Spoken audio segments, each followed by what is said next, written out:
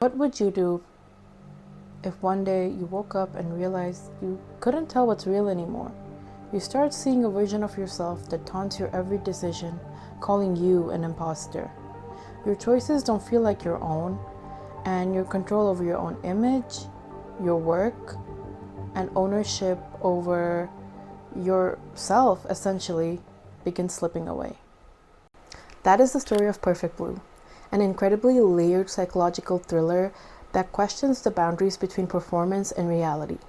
But what if Perfect Blue is also about image and ownership over that image? At least that is going to be my interpretation of the movie for this video. The article Making Sense of Complex Narration in Perfect Blue highlights the importance of narratives, especially in this movie, since your understanding and your movie experience is influenced by the narrative you decide to focus on. It took me about 3 to 4 watches to begin identifying the different narrative points and layers, but it does help that this movie is visually iconic. If you haven't watched this movie already, please pause and consider watching it before this video, or definitely watch it after watching this video to gain a better understanding, and especially now that a remastered version of Perfect Blue is playing in theaters across US and Canada.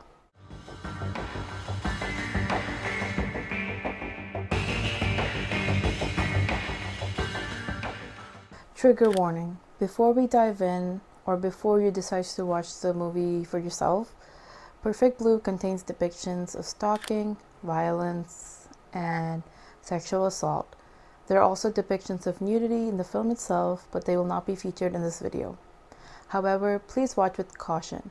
If any of the topics mentioned might be triggering, please take care of yourself, get yourself a treat, and tune into a different video. Alright, are we ready? Spoilers in 3, 2, 1.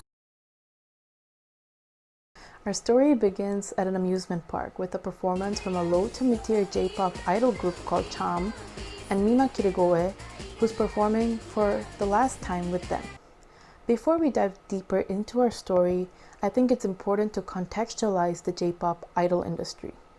The Japanese idol culture, and by extension idol culture in many Asian countries, can be described in 2 words: competitive and loyal. The industry itself is highly competitive, often looking to profit from a person's youth and novelty, resulting in high turnover rates, and with idols training from as young as middle school just to have a shot at making it. In response to this cutthroat industry, fan culture is not casual. Fans don't just enjoy the work that is being produced, but they are invested in the idol themselves. This fierce loyalty towards the idol is also accompanied by a sense of entitlement and parasocial connection. In 2013, the Japanese idol industry was valued at $3 billion and is likely to have only grown from there. The article, The Labor of Love by Patrick Galbraith, offers an interesting insight into the interactions between idols, fans, and their performances. It contextualizes the Japanese idol industry as a symbiotic relationship between idols and their fans. He cites the example of net idols, who lack the production power of conventional idols with large crews and teams behind them, and yet are able to find success purely through their connection with their fans. Given the mutual influence the 2 parties have on each other, it is unsurprising that a parasocial connection is formed, and in some or most cases even rewarded. In the movie, we see this through a superfan called Me-Mania, and our first introduction to him is when we see him fight off hecklers when Cham is performing. As Cham's performance comes to an end, Mima announces that she will no longer be continuing with Cham, but is going to pursue her interest as an actress. Her fans are unsurprisingly disappointed by this announcement. After all, they were connected to Mima from Cham, not Mima the actress.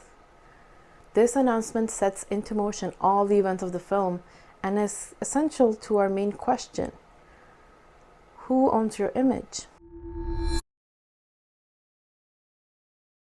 Mima's life as an actress is a reality check. There is no fame or glamour. In fact, her first role is a minor character on a crime drama series, and her first day ends with only 1 line of dialogue. Who are you? Her life as an actress is underwhelming to say the least. Her management, consisting of Tadakoro and Rumi, are in disagreement with the direction of her career, with the latter upset that Mima is giving up her idol life. To make things worse, Mima is dealing with self-doubt as she watches Cham gain more success and even make it onto the charts. And if this wasn't enough, she also finds out that she's being stalked when she finds Mima's room, a web page that strangely details all of her private life. This creates an uneasiness where Mima is finding out about her own day and life through the web page. The tension only builds when Mima is sent an exploding fan letter, narrowly avoiding it when Tadakoro is the one to open it. All of these incidents threatening her against taking control over her own image and identity. Mima begins to get increasingly desperate at this point in the film. She feels guilty that her management is constantly sucking up to the showrunners just so she can have a bigger role in the crime series.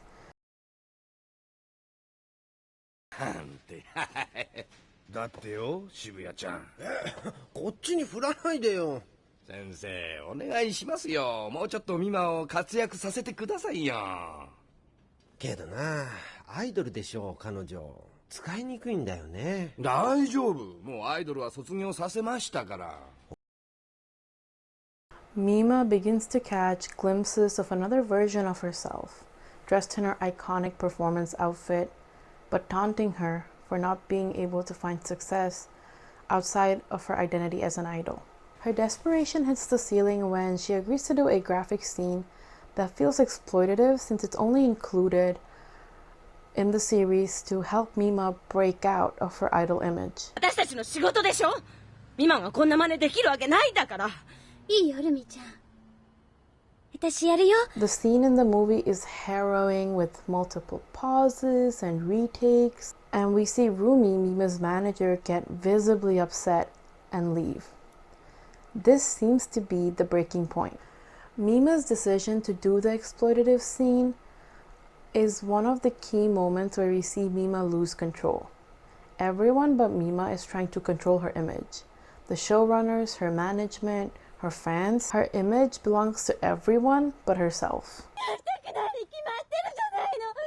みんなに迷惑かけられないじゃない。だから言ったでしょ。あれが望んだ仕事？最低。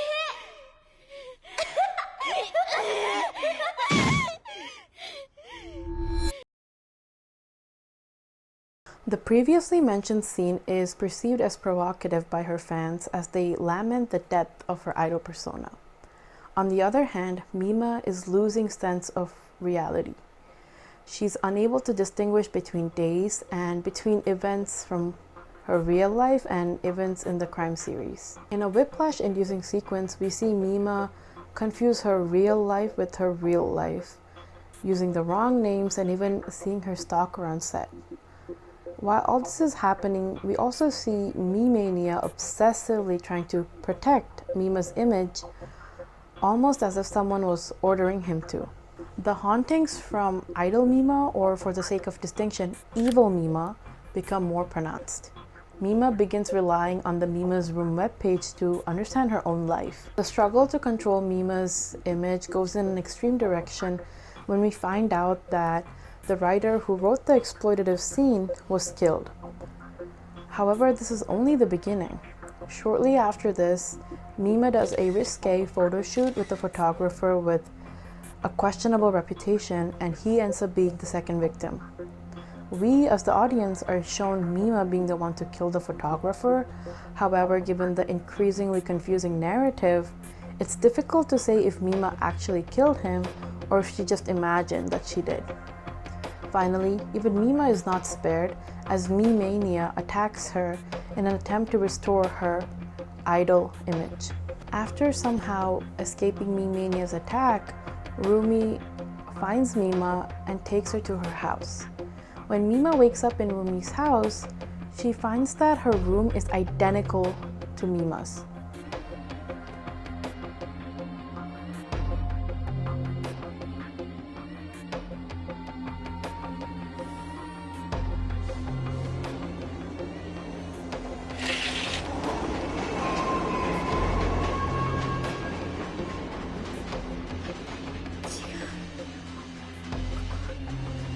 部屋じゃない。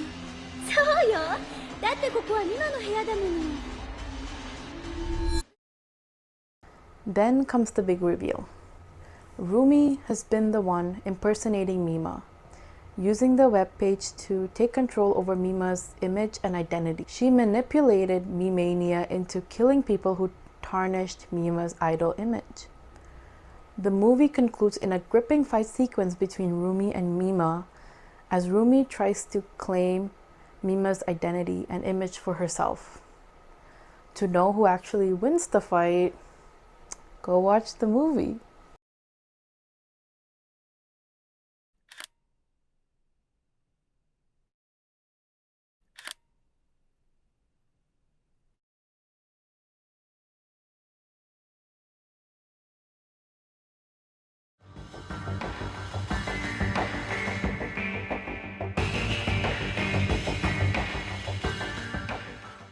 This is where Perfect Blue stops being just a psychological thriller to me and becomes a commentary on the ownership over image and narrative.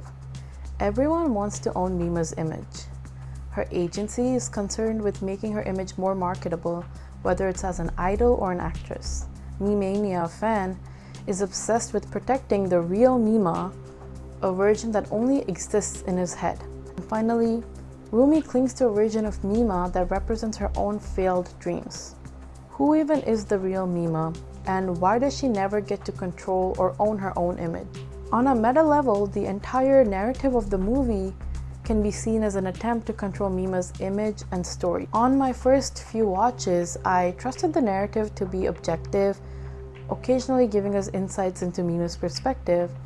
However, upon watching it a few more times, something about the narrative feels a little twisted.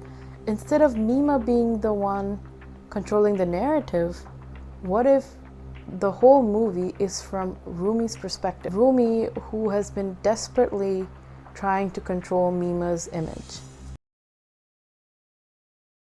Throughout the movie, we catch glimpses of Rumi trying to control Mima's image and being extremely invested in Mima's decisions. Most obviously when she chooses to retire from Cham and do the graphic scene. This need for control goes beyond a managerial standpoint and comes from Rumi's desire to control Mima, the pop idol. Rumi's desperation to control Mima's image goes beyond rationality when she decides to manipulate Mimania into harming people, eventually Mima herself, as they threatened the image that Rumi wanted to control.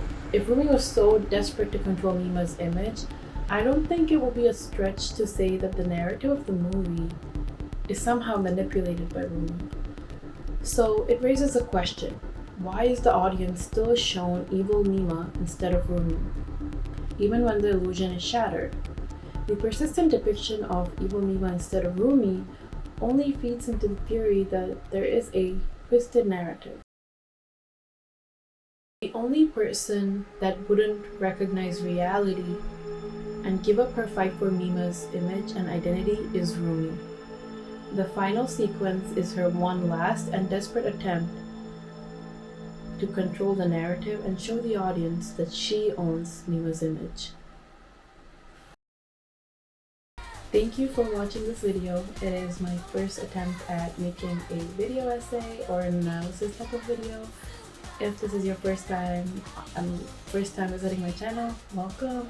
I usually make lifestyle / vlog content, but let me know what you thought of this video, what you thought about my analysis, if you liked the movie. Thank you for watching once again. Bye!